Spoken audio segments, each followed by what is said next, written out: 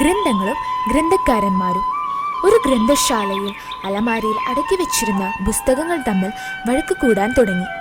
കൂട്ടത്തിൽ ഒരു ഗ്രന്ഥം ശബ്ദമുയർത്തി പറഞ്ഞു, നിങ്ങൾക്കിടയിൽ ഞാനാണ് ഏറ്റവും വലിയവൻ. എന്തെന്നാൽ വളരെ പേര് കേട്ടൊരു മനുഷ്യനാണ് എന്നെ എഴുതിയത്. മറ്റൊരു ഗ്രന്ഥം പറഞ്ഞു, നിന്നെ എഴുതിയവൻ പ്രസിദ്ധനാണ് എന്നത് ശരി തന്നെ. എന്നാൽ അയാൾ പഴഞ്ചനാണ്. നൂറ്റാണ്ടുകൾക്ക് മുമ്പാണ് അയാൾ ജീവിച്ചിരുന്നത്. എന്നാൽ എന്നെ എഴുതിയതാകട്ടെ ഈ കാലഘട്ടത്തിൽ തന്നെ ജീവിച്ചിരുന്ന പ്രസിദ്ധനായ ഒരു മനുഷ്യനാണ്. മൂന്നാമതൊരു ഗ്രന്ഥം ഇപ്രകാരം പ്രതികരിച്ചു, നിന്നെ എഴുതിയവൻ പ്രസിദ്ധനാണെന്ന് ഈ കാലഘട്ടത്തിൽ ജീവിച്ചിരുന്നവനാണ് എന്നതും ശരി തന്നെ.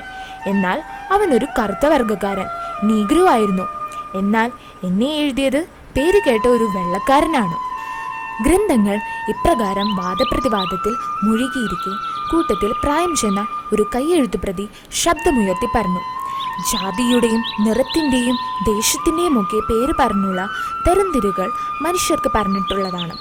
നമ്മളെല്ലാം എഴുതപ്പെട്ടത് മനുഷ്യരാലാണ് എന്നത് വെച്ച് നമ്മളും അത്രത്തോളം തരം താഴണമോ?